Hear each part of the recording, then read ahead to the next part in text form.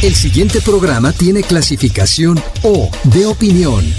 Esta emisora no se responsabiliza por los comentarios emitidos en este espacio.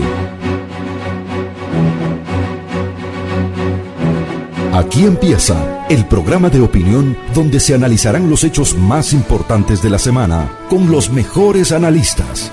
Bienvenidos a Descifrando con Thalía Flores, gracias al respaldo publicitario de ¡Ponte pilas! Del 25 al 31 de julio volvieron los días WOW a Claro. Y esta vez hasta con el 30% de descuento en celulares Xiaomi y televisores seleccionados como un Smart TV Samsung de 70 pulgadas. No dejes pasar los días WOW y compra ahora en nuestra tienda en línea claro.com.es o visita nuestros centros de atención a cliente.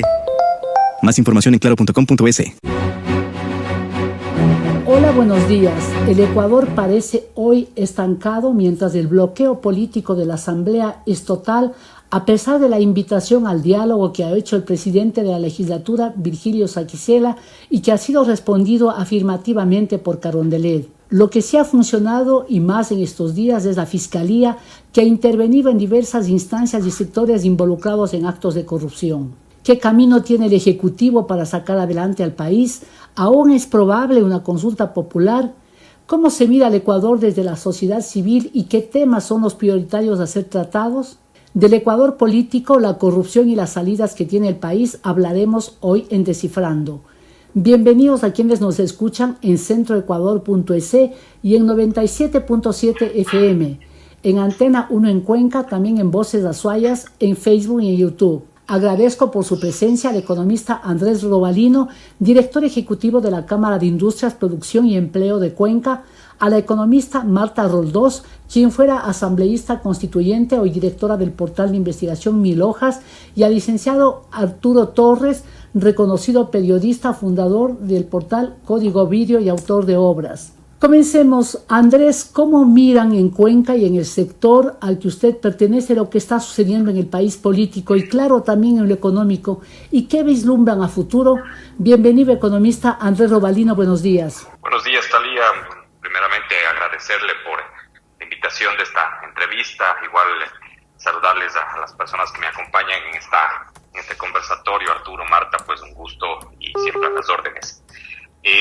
¿Cuál es la situación del país? Pues bueno, realmente la situación en un tema productivo, eminentemente productivo, es bastante compleja, no solamente por situaciones internas, sino también por situaciones externas. Estamos viendo cómo el dólar se revaloriza en relación al resto de monedas. Eso obviamente afecta a la competitividad de los sectores productivos, más aún cuando estos sectores productivos quieren exportar. El producto ecuatoriano se vuelve sumamente caro y en el mercado nacional el producto desincentiva el consumo de producto nacional. Y por el lado interno, el tema de competitividad ha sido uno de los mayores vacíos que hemos tenido en todo el sector empresarial desde hace décadas. Posiblemente fortalecido en algunas regiones, por ejemplo en el afroecuatoriano, en donde está ubicada la Cámara que represento, pues tenemos una olvido en relación al tema de infraestructura vial. Seguramente ustedes han de haber leído, escuchado de la situación que se vive en el tema vial, en acceso a las provincias, al resto de provincias, desde Azuaya al Guayas, hacia el oriente, hacia la capital de los ecuatorianos, etcétera. Entonces, realmente hay muchas cosas por trabajar y obviamente esa falta de políticas de competitividad lo que hacen es que la industria, específicamente voy a hablar de este sector, la industria tenga muchos problemas en cada una de sus fases de producción. Entonces, el proceso de recuperar todo lo perdido pues, es algo que tiene que ejecutarse lo más pronto posible, tener una clara idea de una política de competitividad en donde todas las instituciones públicas, no solamente las nacionales, sino también las locales, por supuesto la Asamblea Nacional, se unan en bien del Ecuador, no con un objetivo político, no con una visión ideológica, sino sabiendo de que en el Ecuador hay dos necesidades básicas que están muy relacionadas una de la otra. La principal, que viene siendo así desde hace décadas, que es el empleo. Actualmente el Ecuador tiene más o menos un 40% de tasa de empleo adecuado. Eso significa que el 60% de los ecuatorianos y ecuatorianas o no tienen empleo o están trabajando en la informalidad o en la ilegalidad. En Cuenca la situación es un poco distinta al país. Aquí tenemos un 62% de empleo adecuado y un 38% de desempleo, subempleo e informalidad. Estamos, digamos, en una situación mejor que en promedio del Ecuador, pero eso no significa que no se tenga que resolver también los problemas de informalidad. Y eso justamente, esa informalidad y ilegalidad es uno de los grandes problemas que tienen las empresas para competir en igualdad de condiciones, porque los unos cumplen con todas las reglas del juego, en cambio los otros son completamente ilegales y no pagan sueldos, no cubren en temas de seguros, no pagan beneficios de ley, no cumplen con leyes ni tributarias, ni societarias, ni ambientales y demás. Entonces obviamente la competencia es completamente inequitativa, y ahí es donde los gobiernos locales y nacionales tienen que comenzar a concentrarse en tratar de, no digo cerrar, sino más bien debería iniciarse una política de formalización express, por así decirlo, de todas estas empresas que por diferentes razones, inclusive la tanta burocracia, la centralización, que complican el proceso de formalizarse, pues requieren un apoyo del sector público para lograr ser una empresa formal que pague impuestos, que contrata con todo el cumplimiento de la ley. Muchas gracias. Esa es la situación en breves rasgos de lo que estamos viviendo. ¿Y cómo nos proyectamos? Pues la proyección es muy difícil por hablemos de eso luego, economista. Le agradezco esta primera. La Nacional cada vez tiene menos aprobación de los ecuatorianos. Creo que en este periodo está rompiendo récords de desaprobación por todos los actos de corrupción que siguen saliendo día a día, por la situación vivida luego del paro que nos mantuvo encerrados durante 18 días. Todo eso es un cúmulo de problemas entre sociales, políticos, económicos, que están afectando no las actividades de las grandes empresas, como generalmente se quiere ver, de los políticos que tratan de engañarnos con sus expresiones, sino son afectados desde el microempresario y todos los emprendedores, el mediano, el pequeño y obviamente el gran empresario. Y esto al final lo que hace es ir en contra de estas dos necesidades básicas que yo les había indicado. La primera, el empleo, y la otra, la seguridad. Gracias, economista Robalino. Ahí nos quedamos para continuar con los otros invitados. Le agradezco mucho. Marta Roldós, toda la complejidad que vive el país y se avisora una salida al horizonte. Todos los poderes enfrentados este momento y las afectaciones son para los 18 millones de ecuatorianos.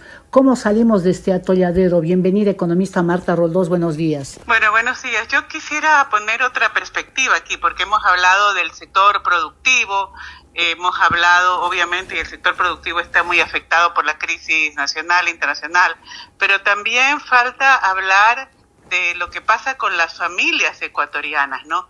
Y a veces hablamos de la asamblea, y creo que obviamente sí, la asamblea es un desastre, pero creo que yo comentaba contigo, Talía, hace unos días, que lo que hace falta en el Ecuador es una especie de New Deal, decían los gringos en la época de Roosevelt, un nuevo acuerdo, un nuevo pacto para relanzar la sociedad, porque tienes una sociedad que ha sido extremadamente golpeada. Cuando hablamos de empleo y desempleo, hablamos también de carencia, ¿no? Porque estas personas que están en esos niveles de empleo, de desempleo, ¿no? De que no tienen empleo formal, que es un 60%, también estamos hablando de carencias en materias de salud, seguridad social, en materias de educación, y también incluso con el 40% que supuestamente está en la formalidad, tenemos también las carencias, ¿no? Por ejemplo, recién en Periodismo de Investigación hicimos un trabajo sobre el tema de los fármacos para pacientes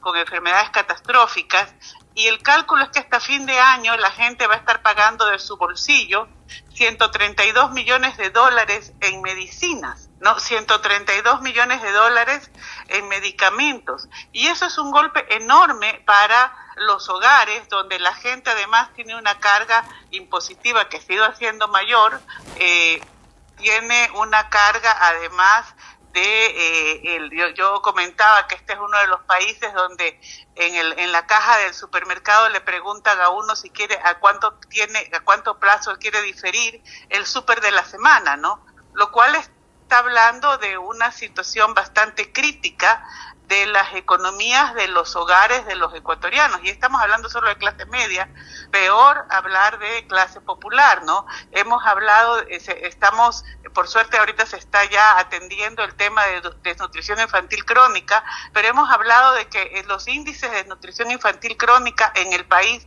han aumentado, pero tenemos a una ciudadanía que toma este tipo de decisiones en un marco de sentirse extremadamente abrumado por la carga del día a día. O sea, el peso, el costo de la pandemia todavía lo estamos pagando, más el costo de la paralización del país en las protestas, más todos esos costos, y esos costos recaen en unidades familiares, ¿no? A veces monoparentales, a manos de una sola mujer, a veces con ambos padres trabajando, pero es un costo muy enorme, y eso además tiene consecuencias políticas. O sea, uno cuando ve que la gente saca de su bolsillo, en otros países uno paga impuestos, pero la educación y la salud se entiende que no es que es gratuita, pero supuestamente está en un esquema de gratuidad a partir de los impuestos que uno ha pagado.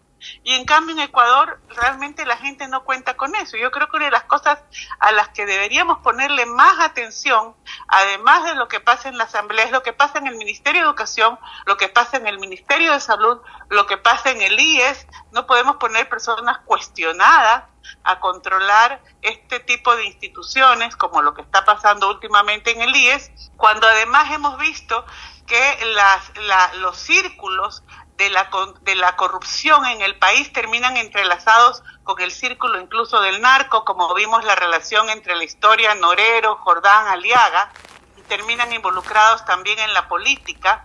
Y entonces mientras la corrupción mata, los que engordaron de la corrupción están a buen resguardo, ¿no? Uh-huh. Están muy bien cuidados. Gracias, Marta. Entonces yo creo que ese es el esquema complejo que tenemos que enfrentar. Muchas gracias, economista Marta Roldós. En verdad, así hemos abierto el abanico con tantas variables que son parte de la complejidad del Ecuador, y por eso quiero preguntarle a Arturo Torres, aparte de lo de la pandemia y las manifestaciones que han significado realmente 18 días de paralización, un gran golpe últimamente al país.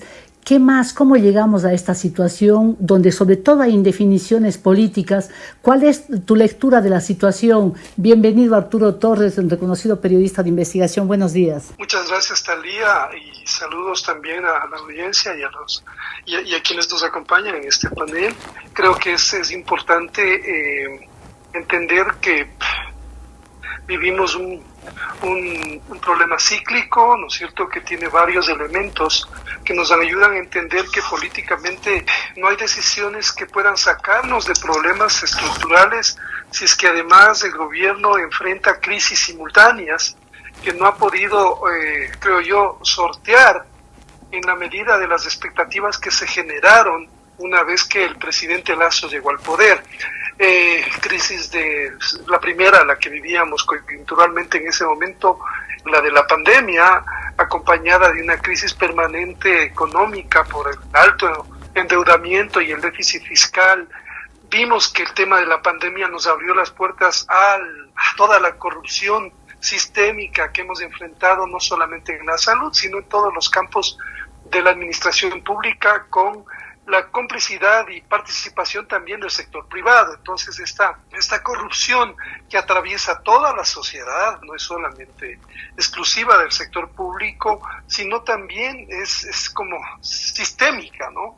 Ese es un problema que todavía no encuentra un cauce desde el gobierno, y a eso hay que sumar el otro problema de la crisis de seguridad que deriva en un contexto del narcotráfico permeando absolutamente todo, no solamente en Ecuador, sino en la región y a nivel mundial. Tenemos un grave problema de inseguridad que genera la mayor transnacional del planeta, que se llama carteles del narcotráfico, en dinámicas que se han ido acelerando luego de la pandemia, ¿no es cierto?, porque el consumo también se disparó después de la pandemia, el consumo de cocaína y otras drogas, y estas dinámicas han generado también otro tipo de economías que se anclan muy bien a la crisis que viven, por ejemplo, en los sectores marginales fronterizos, donde evidentemente el abandono del Estado y del gobierno ecuatoriano, en caso concreto ya en lo puntual, ha significado que mucha de esa población se articula estas redes del crimen por una necesidad concreta, porque ahí no tienes servicios, no tienes otras actividades alternativas. Entonces la economía vinculada a la hoja de coca y a la producción de cocaína es una economía que mueve los sectores fronterizos y ahora ha permeado a otras actividades, digamos, a nivel del país. Y como decía, ya no es un problema exclusivo de Ecuador, sino también es un problema de Colombia hace muchas décadas, de Perú. Chile está viviendo este nuevo fenómeno, Brasil enfrenta este tema también, Bolivia. Es decir, es un fenómeno muy complejo de abordar y que tiene una manifestación en la inseguridad ahora mucho más creciente, que hemos visto desde hace 2 años de manera sostenida con el tema de los sicariatos, las muertes vinculadas, las matanzas en las cárceles. O sea, el narcotráfico se volvió el motor de la violencia y de la inseguridad en Ecuador y en otros países, pero sobre todo acá, porque hay una dinámica multidimensional y muy agresiva de carteles que ahora se están disputando las rutas tanto hacia México y Estados Unidos, Centroamérica, y hacia Europa. Entonces esto genera una dinámica muy compleja de identificar de estas economías que además permean otros sectores del Estado. Entonces no es fácil para el gobierno enfrentar todas estas dinámicas que estamos viviendo actualmente, además de la crisis política generada por la oposición, que básicamente lo único que hace es bloquear cualquier iniciativa desde el gobierno. Gracias Arturo. Yo creo que no podríamos entender de otra forma esa complicidad. Muchas gracias, Arturo. Y tengo 1 minuto, economista Andrés Robalino, para cerrar el primer bloque. Y quisiera que nos diga usted lo que ha mencionado Marta, de esta especie de New Deal, que sería un nuevo pacto, un nuevo acuerdo, y las complejidades también que ha mencionado Arturo Torres. ¿Cómo son valoradas en los sectores productivos? Porque son temas grandes, el narcotráfico, la corrupción. ¿Cómo miran ustedes eso? Y le digo que tengo solo 1 minuto porque después vamos en el siguiente bloque a profundizar sus conceptos. Talía, una de las principales obviedades que no ha puesto en consideración el sector productivo es que hemos estado alejados de la sociedad. No hemos estado cercanos a las bases de los quintiles más pobres del país. Hemos dejado que los políticos se acerquen y que generen un monopolio de proyectos sociales, y eso tiene que el sector productivo darse cuenta y comenzar a trabajar, acercarse a la sociedad, desarrollar proyectos de responsabilidad social empresarial. No solamente el empleo, sino muchas otras cosas se tienen que trabajar de manera inmediata. Muchas gracias, perfecto, y eso vamos a ahondar porque me parece que este país tiene carencia de sectores y de personajes que hagan un mea culpa, y lo que acabado de decir usted es muy importante. Aquí debo hacer una primera pausa. A la audiencia le invito a enviar sus comentarios a la cuenta de Twitter @TaliaFloresF y también al Facebook. Ya volvemos. Regresamos en un momento en Descifrando. Continuamos en Descifrando con Talía Flores, una revisión de los hechos más importantes de la semana. Gracias por seguir con nosotros. Estamos dialogando con la economista Marta Roldós, asambleísta constituyente, activista, directora del portal Mil Hojas, el periodista Arturo Torres, coeditor y fundador también de Código Vidrio y autor de varias obras, y del economista Andrés Robalino, director ejecutivo de la Cámara de Industrias, Producción y Empleo de Cuenca. Marta, me gustaría que profundices un poquito más o desgloses esa propuesta de esta suerte de New Deal como la que hizo Roosevelt en Estados Unidos. Concretamente, ¿cómo se llevaría a la práctica esto?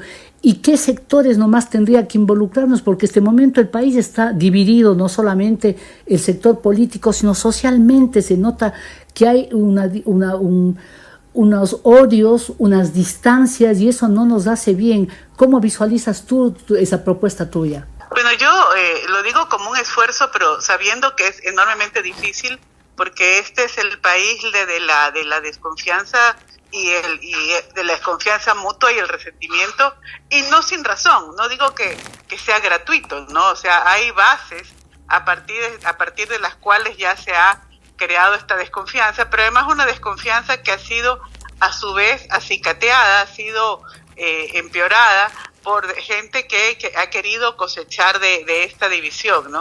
Entonces creo que es muy complicado Creo que una de las cosas más complicadas que tiene el actual presidente fue que durante campaña, sobre todo entre la primera y segunda vuelta, hizo una serie de acercamientos a sectores muy distintos de sus bases, que son los que al final les dieron el triunfo, y que luego sintieron que el presidente los dejó de lado y no cumplió los mínimos que les había ofrecido o propuesto, ¿no?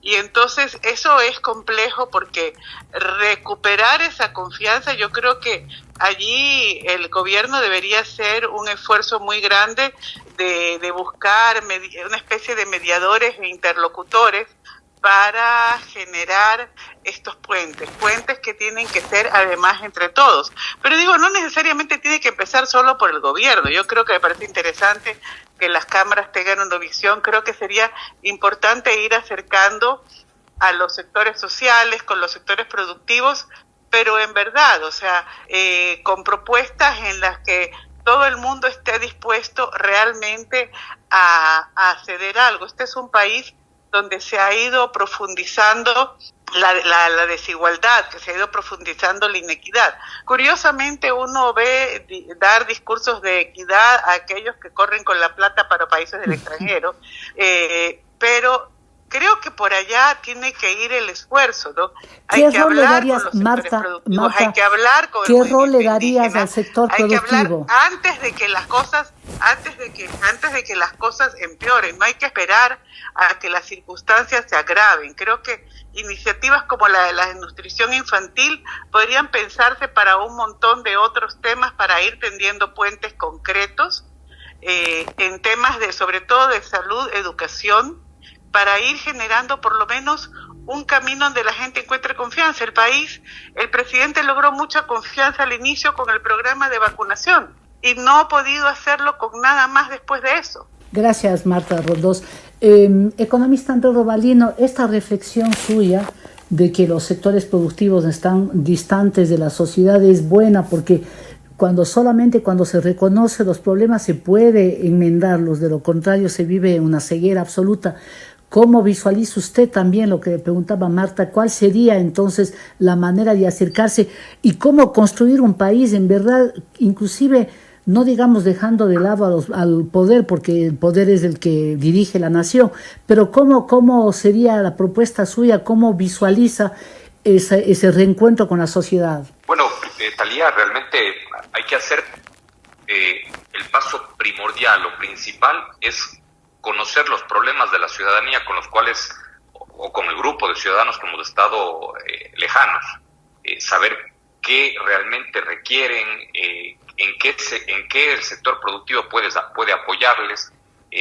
No nos debemos transformar en un generador de obras, de infraestructura, porque para eso está el gobierno y para eso nosotros pagamos impuestos, pero sí podemos desarrollar proyectos, por ejemplo, de capacitación técnica para que se adapten a las necesidades del sector laboral, desarrollar también pequeños emprendimientos o apoyar pequeños emprendimientos que puedan encadenarse como proveedores de sectores productivos, pequeños, medianos o grandes.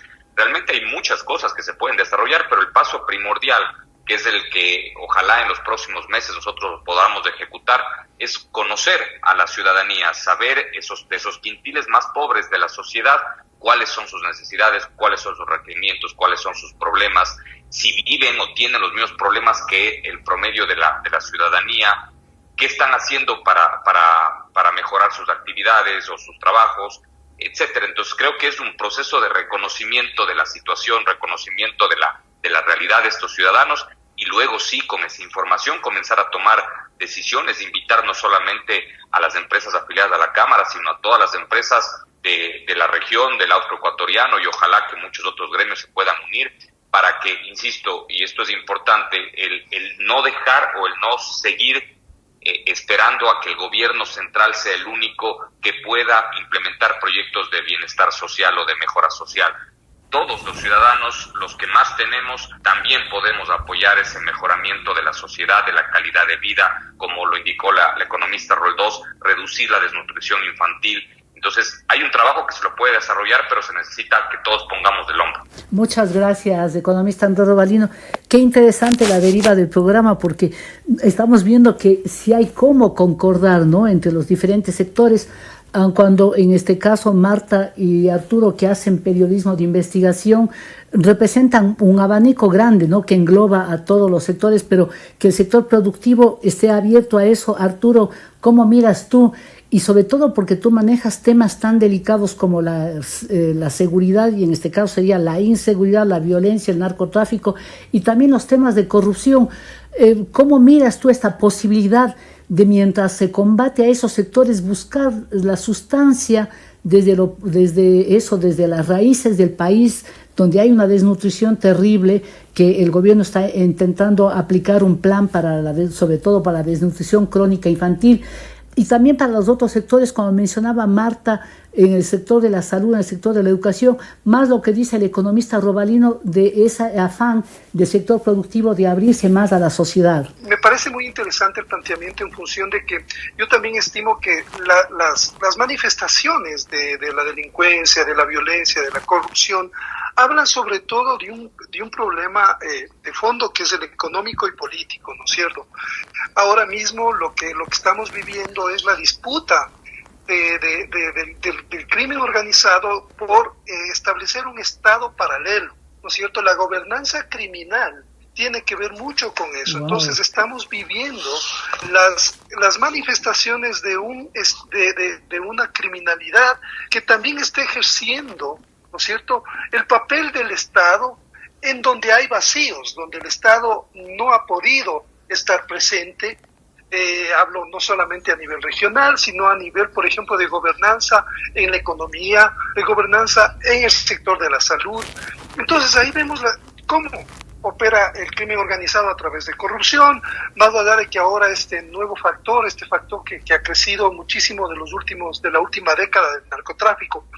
Pero también hay la construcción, se está construyendo un Estado criminal, ¿no es cierto?, que llena los vacíos y que está dejando el Estado formal, el Estado de Derecho, y ese factor creo que hay que analizarlo más en profundidad, porque para este Estado, esta gobernanza criminal, realmente se vale de todos los resquicios, y también da empleo, genera muchísimo empleo, hace obras. Increíble, increíble. Lo que pasó en Manabí. O sea, ahí el caso de Manabí es un caso de estudio, porque básicamente yo estuve en Manabí hace 2 semanas y conversaba con la gente, con los pescadores, que les contaba, oiga, pero ¿por qué ustedes siguen siendo considerados un bastión del correísmo? Y básicamente te dicen, porque aquí sí se hicieron obras. O sea, concretamente, la gente lo que quiere es que se le respondan a necesidades básicas y fundamentales, ¿no es cierto? O sea, que se les ayude a tener una mejor situación económica, que se les resuelva sus problemas de salud. Y esos problemas han sido también resueltos por el crimen organizado. ¿En qué sentido? Cuando tú hablas, Arturo, cuando tú hablas de algo que realmente suena sobrecogedor, gobernanza criminal, da la idea de un Estado realmente dentro de otro Estado, y ellos sí con un organigrama perfecto, porque comienzan con los capos que están inclusive extraterritorialmente, viven en otro país, y hasta llegan a las pequeñas personas que les cogen, y sobre todo a la gente menos, digamos, a la que más carencia, todo lo contrario, más carencias tiene, y a la gente más débil económicamente y socialmente. Así está la estructura, Arturo. Sí, estamos viviendo eso de manera acelerada, Talía. Esta gobernanza criminal está copando absolutamente todos los espacios que el gobierno y el Estado formal son incapaces de llenar, y tienen una capacidad mucho más rápida de adaptarse, de comprar, de articular redes a todo nivel, en toda la economía que aparece como formal. También ha sido permeada por estas organizaciones, ¿no es cierto?, que tienen operadores, que tienen financistas, que tienen economistas, abogados muy preparados, y que son parte de los roles de muchas organizaciones criminales que se articulan en ciertos nodos, pero también hay alianzas que se construyen. Entonces, sí hay un Estado paralelo que está caminando, un Estado criminal que llena los vacíos, que deja el Estado formal de derecho. Y con esas variables no estamos, el gobierno no está, creo, trabajando muy bien para entender lo que estamos viviendo. Como decía hace un momento, no creo que este no es un fenómeno que solamente se vive en Ecuador, sino que se vive en otros países como México, por ejemplo, de una manera mucho más avanzada, pero creo que hay que empezar a debatir sobre eso, sobre la gobernanza criminal y hasta dónde ha permeado en la sociedad ecuatoriana. Así es, gracias Arturo, realmente es impactante esto, y después voy a terminar este bloque con Marta, pero antes quiero preguntarle al economista Robalino algo de esta estructura, de esta gobernanza criminal. ¿Ustedes valoran, evalúan, tienen conciencia, digamos, como el resto de ecuatorianos, que a veces no tenemos todo el conocimiento como tiene alguien que indaga tanto como Arturo Torres, de este estado paralelo que se está forjando y de manera fuerte en el Ecuador? Completamente, Thalía. Realmente el tema de seguridad le ataca a todos los ecuatorianos, a los productores, a los pequeños comerciantes, a todos, porque el que le asalten a un camión en una vía específica en el Ecuador afecta a todo el encadenamiento productivo, porque ese producto ya no llega al tendero, el tendero ya no lo puede vender o se demora para vender, y esa venta significa también una pérdida para el tendero de cualquiera de las ciudades o del pueblito más pequeño del país. Entonces la inseguridad, la delincuencia es un encadenamiento hacia lo negativo de la sociedad y afecta a todos. Aquí en Cuenca, por ejemplo, en la zona de Molleturo, tenemos conocimiento confirmado por la fuerza pública de que existen ya grupos armados en la zona de Río Blanco con explotación de minería ilegal, y eso obviamente genera un impacto este momento a Molleturo, pero podría darse un impacto muy negativo a la ciudad de Cuenca. Estamos a 40 minutos de Molleturo, ha hecho que se desplacen una cantidad de familias de esa zona, entonces está volviendo un punto o un lugar en donde ni siquiera la fuerza pública puede ingresar, porque es recibido con armas de fuego, es recibido con dinamita y muchas otras cosas más. Entonces, si no hay también una decisión fuerte para destruir estos grupos armados, este narcotráfico que vive ahora también de una actividad minera ilegal, pues la situación cada vez va a ser mucho más compleja para todos, no solamente para el sector productivo, sino para todos los ciudadanos. Gracias, economista Robalino. Marta Roldós, de estos temas que son realmente los temas gravísimos que tiene el Ecuador, daría la impresión que mientras el presidente de la Asamblea condecora a Pierina Correa, que además despedazó realmente Fede Guayas, y los políticos están tratando eso de acaparar el poder, el país está en otra instancia, sufriendo otros dramas. ¿Cómo se hace, tú que has sido activista política, has estado en la Asamblea Constituyente, cómo se hace que estos temas sean los fundamentales, sean los ejes que muevan realmente la dinámica política del país? Mire, yo creo que tiene que haber una fuerte presión, tanto de opinión pública como ciudadana hacia los políticos, ¿no? A veces los políticos lo que están pensando es únicamente en su carrera o en avanzar posiciones en una situación determinada, y uno ve muy pocos políticos que se hayan puesto realmente la camiseta del Ecuador o estén pensando en función del país. Es lamentable decirlo, pero es así. Uno ya ha visto y uno mira hasta con un poco de preocupación los ofrecimientos en la Asamblea de llegar a acuerdos con el Ejecutivo, porque ya vimos lo que pasó con el reparto de los hospitales, ¿no? Uno espera que esos acuerdos sean en materia programática, pero uno ya ha visto que normalmente siempre detrás de eso hay una expectativa de toma y daca. Yo quisiera recuperar, porque me parece como el concepto más interesante que hemos vertido aquí, lo que dijo Arturo de la gobernanza de este estado, de esta gobernanza realmente criminal, ¿no? Y me parece que el problema es que muchos de quienes son parte de esa gobernanza criminal se encuentran ahora también como asambleístas, ¿no? O sea, el nivel de penetración estos días, recientemente, hace poco murió Francisco Huerta Montalvo, y él lo advirtió cuando hizo el informe de Angostura de que se venía la narcopolítica. Y entonces yo creo que esto es muy grave, y a veces la gente cree que el tema de narco o corrupción no los toca y que es un tema de historias criminales, pero cuando tu competidor, la panadería que compite con la tuya, está lavando y tú no lavas, te va a dejar fuera de mercado. Ajá.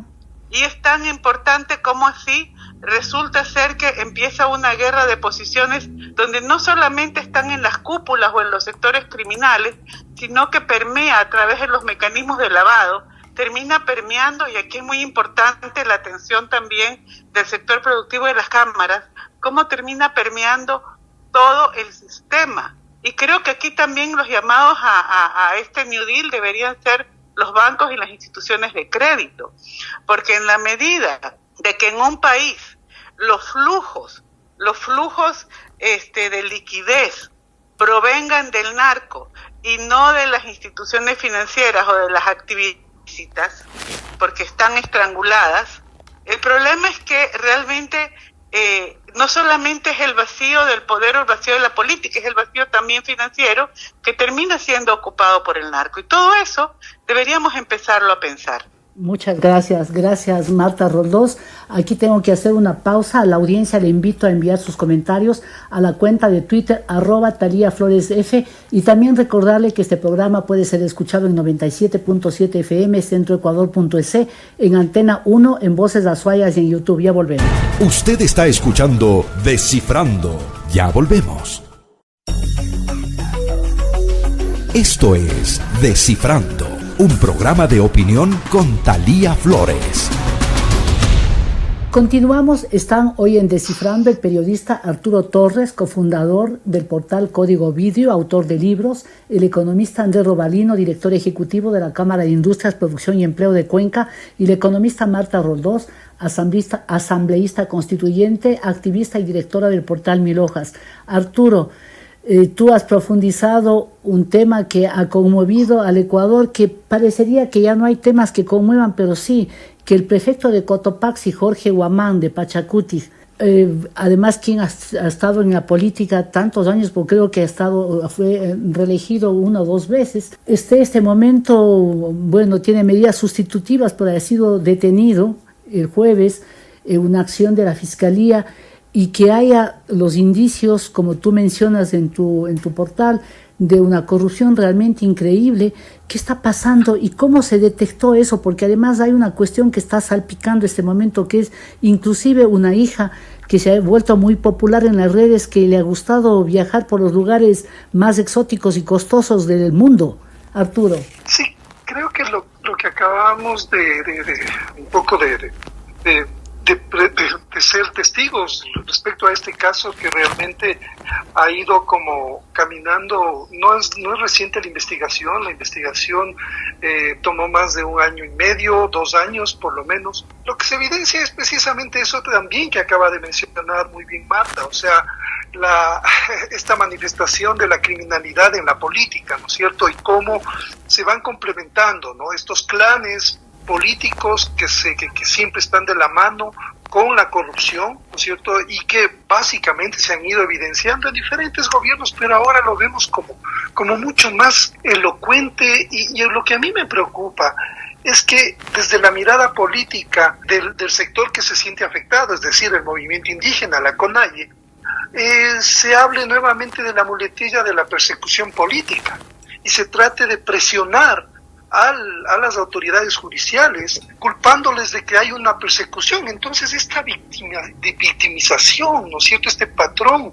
de sentirte víctima porque las autoridades judiciales inician una investigación, es un juego muy maquiavélico, muy peligroso, ¿no es cierto?, que siempre está aprovechando el movimiento indígena. Y yo creo que esto debería la ciudadanía condenar, venga de donde venga, porque tenemos un Estado de Derecho, tenemos las leyes, tenemos la Fiscalía, los organismos que se encargan de hacer la investigación. Arturo, entonces, cuenta un poquito cómo salió la prefectura, en dónde está la gestión del prefecto que era supuestamente reconocido, y cómo se gestó ese círculo corrupto. Bueno, de la investigación fiscal y de la policía, lo que se vio es que ellos básicamente estaban direccionando contratos a empresarios específicos que recibían la mayor parte de contrataciones, y a cambio por recibir esos privilegios pagaban coimas que eran repartidas entre algunos funcionarios claves que trabajaban con el prefecto Guamán, que está considerado la cabeza de esta organización delictiva, y eso servía para comprar propiedades, para otro tipo de actividades a través de testaferros. Entre los testaferros incluso se ve que hay familiares de los mismos funcionarios, ¿no es cierto? Y hay un funcionario identificado de la prefectura según los indicios y los elementos que se han recabado. En la investigación que se compró 2 departamentos, una suite y un departamento en Guayaquil, en unos edificios lujosos en las 2 ciudades. O sea, no corresponde para nada al estatus de un funcionario público que máximo ganará $3,000. Entonces, todas estas cosas además están vinculadas con el cobro de diezmos que eran solicitados a los funcionarios, que iban como un aporte para los movimientos del MIC, el movimiento de Cotopaxi, y también para la CONAIE. Entonces, eso es lo que ha ido surgiendo en esta investigación. Hablamos del aprovechamiento del sector público de los recursos públicos para fines privados, clientelares, políticos de diferentes niveles. Entonces, ante este escenario nos pone este caso que ahora se está conociendo del prefecto Guamán en Cotopaxi. Gracias, Arturo Torres. Marta, los sectores indígenas que hasta hace años eran realmente como una fuerza moral en el país, un sector al que había que mirar lo que había vivido arrinconado, maltratado, este momento están metidos en cosas feas, porque no es solamente esto que realmente es conmovedor, lo del prefecto Jorge Guamán, sino también de la asambleísta que no fue sancionada, sino con unos pocos días de ausencia de la asamblea, que si roben bien, haciendo una pedagogía siniestra, y todo lo que ha pasado. ¿Cuál es tu lectura, tú que has estado vinculada a los sectores de izquierda y que siempre has propiciado que ellos tengan un mayor protagonismo en el país? ¿Cómo te sientes con estos casos? Pero yo creo que hay un tema que es la lógica del poder, ¿no? Y la lógica del poder es como un poco, no distingue ni etnia, ni género, ni raza. Entonces, y la corrupción vinculada también a ese poder. Y ahí me parece que es muy importante que todas las organizaciones sean las primeras en mirarse hacia adentro y generar procesos de autocrítica y depuración. Por muchos años se le criticó, por ejemplo, a Fuerzas Armadas, al clero y a la policía por ese espíritu de cuerpo que ocultaban muchísimas cosas mientras eran los miembros de ellos. Y me parece que lamentablemente no ha sido una cosa exclusiva ni de las élites económicas ni de las élites políticas, sino que todos los grupos terminan cayendo en eso. Claro, en un país donde la justicia tiene tanto retraso, ¿no? Y donde hay casos que siguen impunes. O sea, acá cuando hablan de Guamán, yo digo, y acá en Guayaquil a Jairala nunca nadie lo tocó, pese a todos los informes que tenía con indicios de responsabilidad penal. Entonces ya lo que viene a ser es que nadie se declara inocente, pero dicen, ¿por qué me persiguen a mí y al otro no? Y ese es el problema cuando la justicia lleva tanto retraso. El problema de cuando la justicia lleva tanto retraso es que incluso quien es culpable o la gente que se siente cercana a alguien que ha cometido un delito se victimiza porque dice, ¿por qué tocan a este y a este otro no? Y por eso es importante por eso es que el Ecuador necesita que la justicia se ponga al día. Es una de las cosas más urgentes, se ponga al día, para que no haya estos comentarios de que mientras los de Seguro Sucre no los tocan a este porque es indígena. No, aquí todo el mundo debería recibir el mismo tipo de atención, el mismo tipo de seguimiento. Y bueno, por supuesto, Marta, que también hay una gran responsabilidad, perdona que te interrumpa, de autodepurarse y autocriticarse. Marta, recién han tocado, disculpa la interrupción, la Fiscalía ha tocado y hemos visto a supuestos asesores, gente de círculo más cercano a Carondelet, y un tema de venta de supuestamente de cargos, ¿no? Claro, el tema aduanas. del tema de la venta de cargos. Y creo que eso ha sido importante en la Fiscalía. Lo que quiero decir, no estoy hablando de esta Fiscalía de ahora. Lo que quiero decir es que la deuda de justicia del país ha hecho que el país, que Ecuador lo que se ha vivido es una pedagogía, una didáctica de la corrupción. Hemos aprendido que el corrupto, y se sigue enseñando, y ahora por eso son importantes este tipo de procesos, porque la gente no puede seguir creyendo que el corrupto es el listo y que la persona honesta es tonta, porque así nos sentimos muchos, tontos. Bueno, Marta, sí, realmente eso mucha gente dice que, y es terrible, ¿no? Cuando el corrupto debe ser por lo menos sancionado por la ley, cuando no socialmente también. Yo quiero preguntarle a Andrés Robalino, estos temas, por ejemplo, estos golpes de la corrupción, que se ve que está haciendo la fiscalía, que está haciendo algo la justicia, que también tiene jueces, ¿no? Que sabemos que inclusive les han quitado la visa, que están siendo perseguidos. ¿Cómo observan ustedes esto y también cómo les afecta a ustedes la corrupción? Porque la corrupción es de dos lados, ¿no? En el país, entonces, un momento dado no se ve en dónde están las líneas. Sí, de acuerdo, Talía. Para corromperle a un público debe haber un privado que esté dispuesto a pagar por un trámite, por un proceso, por un contrato. La corrupción está desde el lado público y desde el lado privado. El ejemplo es Odebrecht, una empresa privada que generó un proceso de corrupción a nivel de Latinoamérica. Y por tanto, como bien indicó la economista Marta, el proceso de cambio viene de todo lado, desde la ciudadanía, el sector productivo, el sector público, la asamblea, el sector judicial. Todos tienen que ser parte de la mejora de esta visión ética y moral que debemos comenzar a implementar a nivel de toda la sociedad y desde los niños. Yo recuerdo, aunque pueda sonar poco, pero yo recuerdo que cuando yo estaba en la escuela había una clase de lógica y ética. Hay que comenzar a inculcar nuevamente esos valores que eran, valga la redundancia, lógicos en la sociedad hace muchos años, pero que ahora más bien se está dando el ejemplo que la única forma de desarrollarse, de tener una mejor calidad de vida es teniendo una actividad corrupta, sea desde el sector público o del sector privado, y eso hay que cambiar de raíz, porque no se le puede dar ese ejemplo a los niños, que es la única forma de sobresalir en el Ecuador.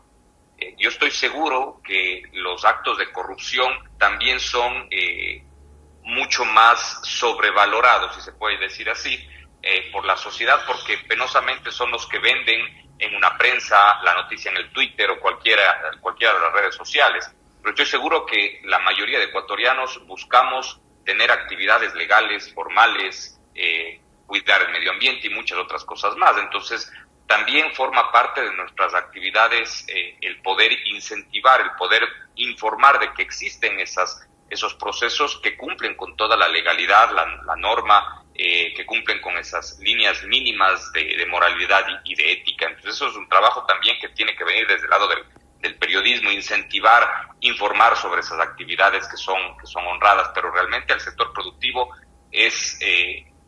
no sé si será más o menos, pero es uno de los sectores que más afectados son por la corrupción que puede darse dentro del sector público. El obtener un contrato con un municipio, con un gobierno provincial, se tiene que pagar un diezmo previo, caso contrario ni siquiera aparece en las listas cortas o en los procesos de contratación.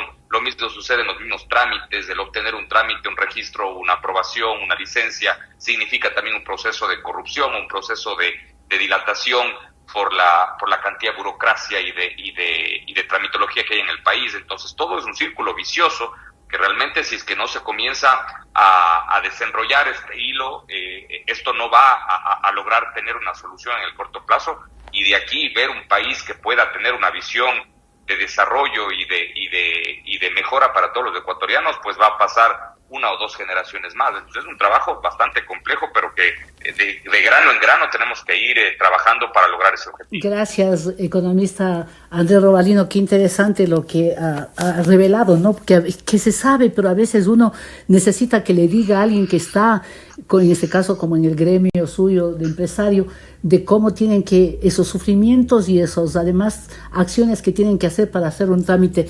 Quiero una reflexión final con ustedes para que hablen los tres.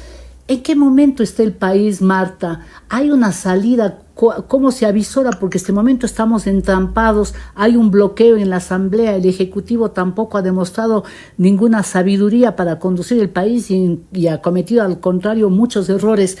¿Cómo destrabamos el país? ¿Cómo visualizas tú que se puede seguir adelante?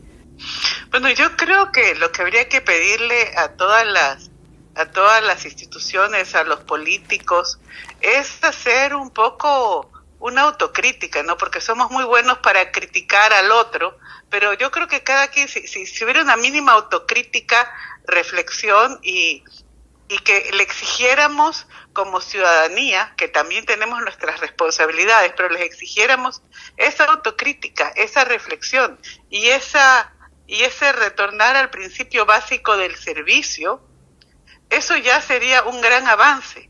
Pero es muy difícil, ¿no? Es muy difícil pedirle a instituciones que están compuestas por individuos, e individuos que sabemos que además tienen muchas falencias. Yo empezaría por pedirle tanto, no solamente a la asamblea, a los movimientos políticos, a los movimientos sociales, ese mínimo de autocrítica, ese mínimo de esfuerzo de depuración. No porque alguien sea de tus filas, tienes que tolerar el abuso o la corrupción. Gracias, Marta. Arturo, en la misma tónica, y tengo 1 minuto para cada uno, para ti, 1 minuto para André Robalino, ¿cuál sería la reflexión? ¿Cómo visualizas tú esta forma de destrabar? Porque el país está como ante un muro y no puede atravesar eso y se necesita caminar hacia adelante. Bueno, desde el periodismo y desde los diferentes sectores, como bien había mencionado Andrés y Marta, creo que coincidimos en que debemos ir más allá de lo que está pasando, porque esta dinámica de inercia, de no hacer nada, no nos podemos contentar con esta detestable somnolencia de los guardianes, ¿no? O sea, me refiero a los políticos, a los gobiernos de turno, a quienes están encargados por ser los custodios del Estado de Derecho, de la sociedad, que cumpla una meta de desarrollar y de desarrollar al país y de llenar todos los vacíos y acabar con las inequidades. Creo que los ciudadanos desde nuestras trincheras debemos involucrarnos, ir más allá, porque las respuestas no van a llegar a un establecimiento político que ahora mismo está totalmente agrietado y desprestigiado, no representa a nadie. Las instituciones políticas están deslegitimadas absolutamente. Estamos frente a un quiebre. Uh-huh. ¿Qué es lo que viene después? Está en las manos de los ciudadanos y ciudadanas tomar el destino por nuestras manos y ir un poco más allá de lo que las circunstancias nos presentan. Gracias, Arturo. Economista Robalino, una reflexión en 1 minuto de cómo destrabamos la situación actual del país para seguir adelante, porque lo que necesitamos es levantar cabeza. Talía, se pueden hacer varias acciones. El grave problema es que para solucionar el problema no puede darse en el corto plazo. El Ecuador tiene problemas de fondo que en el corto plazo se podrán solventar muy pocos, posiblemente en el mediano, pero la mayoría está en el largo plazo, y uno de ellos es la educación. Realmente, aunque suene repetitivo, aunque podamos haber escuchado esto desde hace décadas, la educación es la mejor forma de generar un equilibrio, una mejora de oportunidades, una reducción de la desnutrición crónica infantil. La educación tiene que ver mucho con darle al ciudadano la capacidad de poder analizar lo que un político le está diciendo para saber si es que lo que dice es creíble o no es creíble, es una mentira o no es una mentira. Creo que ahí está la clave del Ecuador, está la clave de los países con los cuales este rato nos comparamos, como Alemania, como Inglaterra, como Japón, como Corea, como China. Han estado desarrollándose en base a la educación, y ahí realmente es donde nosotros debemos apostar, y como sector productivo lo estamos haciendo con el sistema de formación dual, que es un sistema teórico práctico. Estamos tratando de cambiar esa visión que se tenía en contra del sector productivo y transformándole también en un actor fundamental en la educación. Creo que ahí está uno de los principales proyectos, procesos que podemos trabajar como ciudadanos. Gracias. De diferentes actividades, y donde la academia jugará un papel fundamental. Muchas gracias. Aquí hacemos una breve pausa para regresar con la pregunta cuya respuesta genera gran expectativa en la audiencia. Ya volvemos. Regresamos en un momento en Descifrando. ¿A quién le ha ido bien y a quién le ha ido mal en esta semana? Descifrando con Talía Flores.